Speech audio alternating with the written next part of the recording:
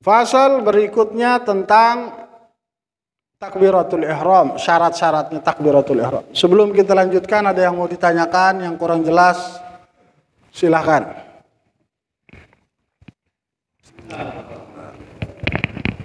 Ya, ada yang mau ditanyain? Nggak ada? Hah? Nggak ada? Ya.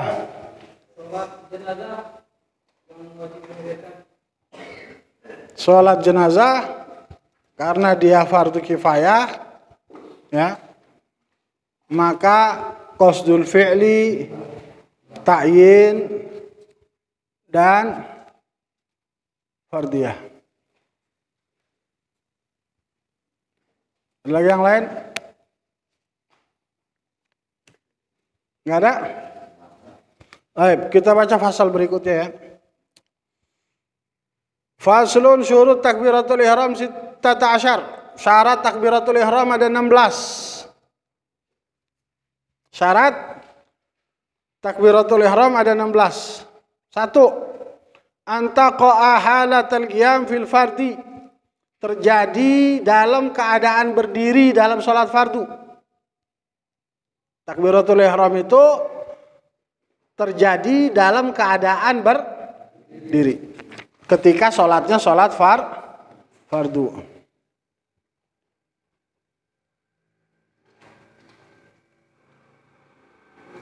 Yang kedua,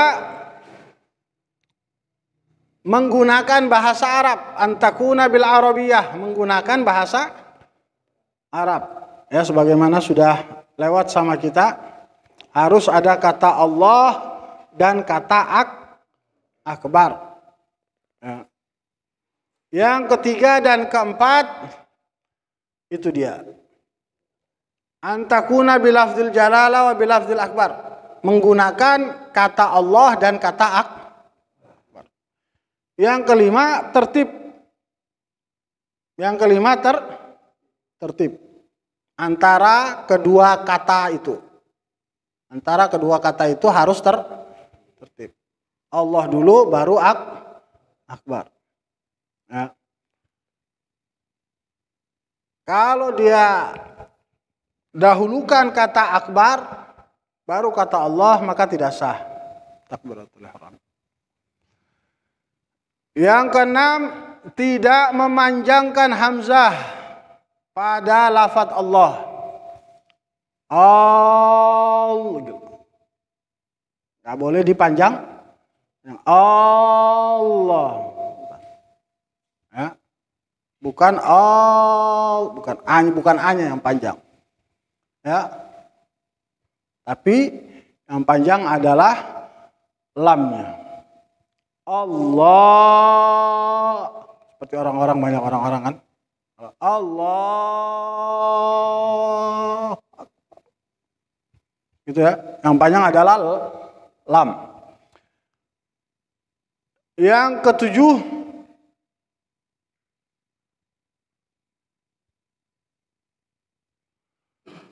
tidak memanjangkan kata ba, huruf ba pada kata akbar. Tidak memanjangkan huruf ba, akbar, nggak boleh begitu. Tidak sah takbirnya. Ya. Karena akan merubah makna.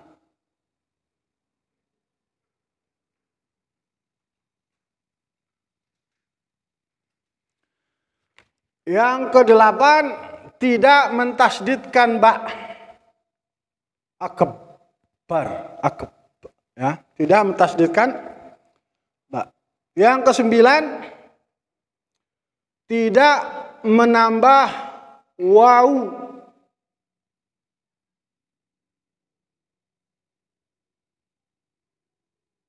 Baik sukun maupun berharokat antara dua kalimat. Tidak menambahkan waw, baik wawunya sukun mati ataupun wawunya berharokat antara dua kalimat itu. Allahu Akbar, wakbar. Ya. Atau Allahu pakai waw akbar. Ya, tidak menambah waw antara kata Allah dan kata akbar, baik wawunya itu berharokat atau wawunya sukun. Yang ke-10, tidak menambah wawu sebelum lafaz jalalah, sebelum kata Allah. Wallahu akbar. Ya. Kalau ditambah wawu sebelum kata Allah maka tidak sah takbirnya.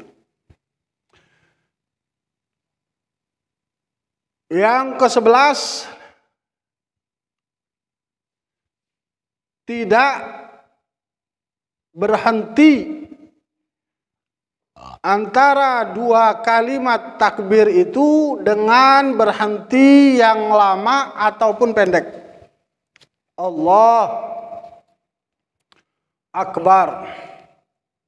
Ya, jadi harus bersambung. Kalau dia berhenti untuk bernafas, nggak masalah. Karena mungkin nafasnya pendek ya. Allah kan. Dia Allahnya kepanjangan, jadi habis napasnya. Allah akbar boleh. Kalau untuk bernafas.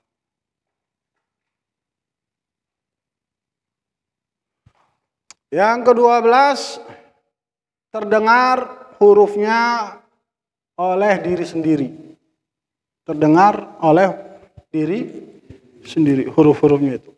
Dan begitu semua rukun sholat yang qauliyah begitu syaratnya. Ya, harus terdengar oleh diri sendiri. Jadi baca Fatihah itu, ini kebanyakan orang baca Fatihahnya dalam hati. Nah, dalam nggak kedengeran, nggak sah baca Fatihahnya begitu. Baca Fatihahnya harus terdengar oleh diri sendiri. Diri kita, kuping kita sendiri mesti dengar. Ya. Baca tasyahud begitu juga. Semua rukun yang qauliyah yang tadi sudah kita sebutkan itu syaratnya harus terdengar oleh diri sendiri. Nah, yang ke-13, masuk waktu pada sholat yang ada waktunya. Kalau takbiratul ihram itu dilakukan sebelum masuk waktu tidak sah sholat. Kalau sholat itu ada waktunya. Yang ke-14, dilakukan saat menghadap kiblat, halal istiqbal. Dilakukan saat menghadap kiblat. Yang ke-15,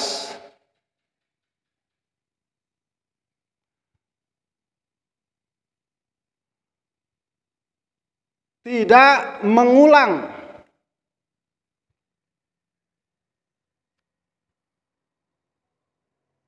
atau tidak mengganti, merubah, tidak mengganti atau tidak merubah huruf-hurufnya. Ya, huruf takbir, alif, lam, ha, alif, kaf, ba, ro. Itu hurufnya.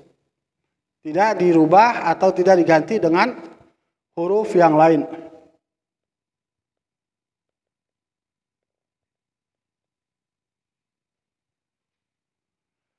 Yang terakhir, yang ke-16,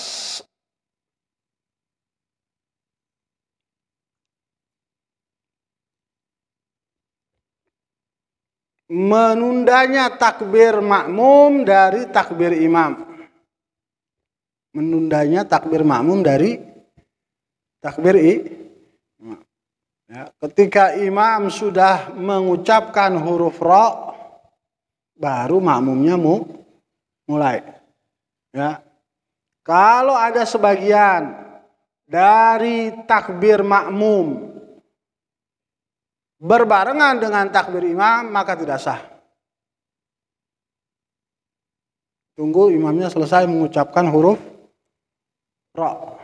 Mengucapkan huruf ra dari kata akbar, Allahu akbar, baru makmumnya mulai untuk takbir.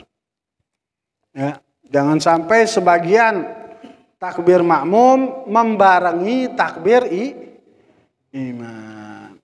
Ya, itu syarat takbiratul ihram yang 16. Wallahu a'lam. Selanjutnya ada syarat Al-Fatihah, syarat tasdidat Al-Fatihah, kemudian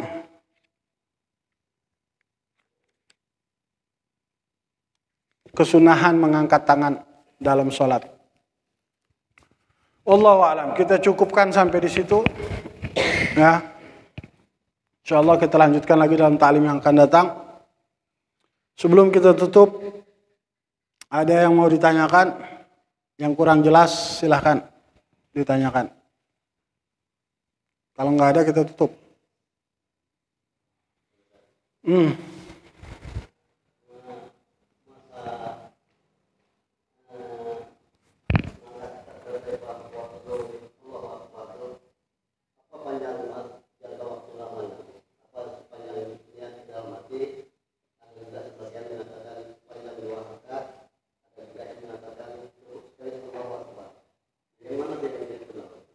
Masa ngangkat tangannya, ngangkat tangan disunnahkan, disunnahkan dimulai ketika awal takbir huruf pertama dan berakhir ketika mengucapkan huruf ra. Ngangkat tangannya kan? Jadi ngangkat tangan itu dimulai dengan permulaan huruf takbir dan berakhir ketika kita sedekap ya dengan selesai mengucapkan huruf ra tadi. Allahu akbar gitu ya. Ya Allahu akbar gitu, nggak masalah. Iya, niat di dalam hati. Niat itu boleh jatuh di mana saja. Boleh di kata Allahnya, boleh di kata akbarnya. Pokoknya ketika takbir itulah tempatnya niat. Ya. Ketika kita mengucapkan takbir, itulah tempatnya niat. Berbarengan dengan takbir. Niat itu dilakukan berbarengan dengan awal pekerjaan. Dan awal pekerjaannya sholat adalah takbir. Maka niat tempatnya di situ. Kalau ada yang niatnya cepat ketika Allah Akbar, kalau ada yang niatnya lambat, dalam hatinya dia untuk menghadirkan kata usolli, fardhu zuhri atau fardhu asri, ya, ketika dia menghadirkan kata itu harus ada pada saat mulutnya mengucapkan lafaz takbir. Ya, itu tempatnya niat. Kalau mau panjang, Allah, kayak orang-orang biasanya Allahu Akbar, gitu biasanya orang. Ya, sah nggak ya sah. Yang penting niatnya dalam hati ada ketika dia mengucapkan kata. Yang mau cepat Allahu Akbar, sah nggak? Ya sah. Yang penting niatnya dalam hati ada ketika dia mengucapkan kata takbir. Yang bagus yang mana? Buat imam yang bagus yang cepat. yang cepat. Asalkan hatinya menghadirkan kata usolli, kata qasdul fi'li, fardiyah dan ta'yin tadi. Ya. Kenapa? Karena kalau lambat Allah makmumnya kan enggak sabaran kalau makmum. Ya, kalau makmum kan biasanya enggak sabaran. Jadi kalau imamnya cepat dan dia bisa hadir, bagus. Ya. Takutnya kalau dia lambat, Allahu Akbar, makmumnya udah Allahu Akbar. Takbirnya makmum membarengi takbir imam. Nah, kalau begitu nggak sah. Jadi mau panjang boleh, mau pendek boleh. Nah, yang penting tadi itu bareng antara mengucapkan lafaz takbir dengan menghadirkan niat di dalam hati itu. Ada lagi yang lain?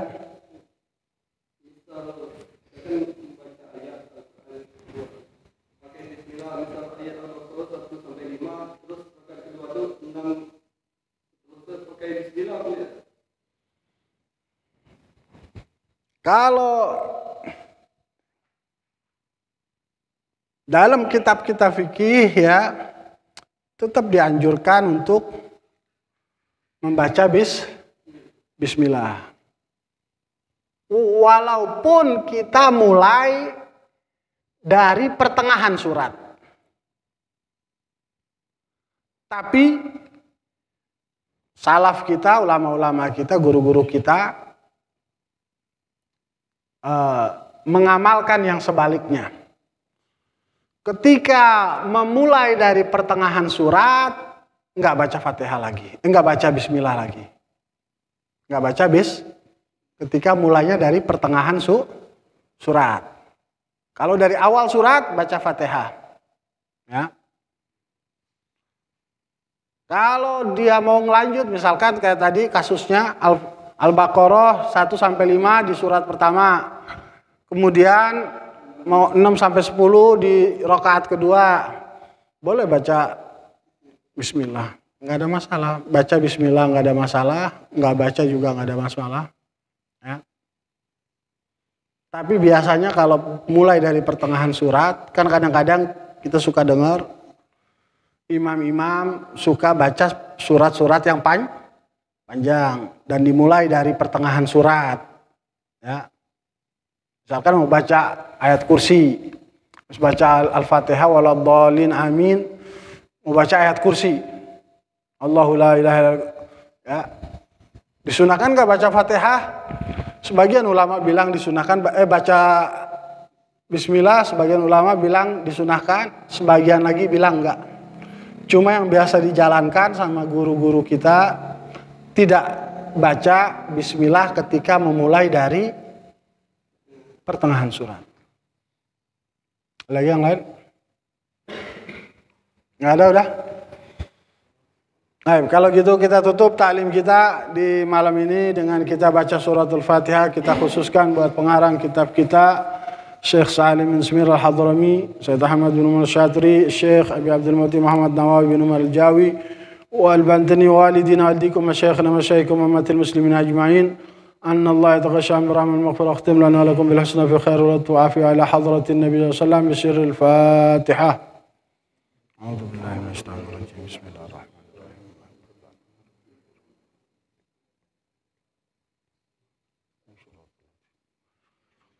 والضالين آمين. ربنا تقبل منا إنك أنت السميع العليم وتب علينا إنك أنت التواب الرحيم. ربنا انفعنا بما علمتنا ربي علمنا الذي ينفعنا ربي فقنا وفق أهلنا وقرابات لنا في ديننا مع أهل القدر أنت وذكر.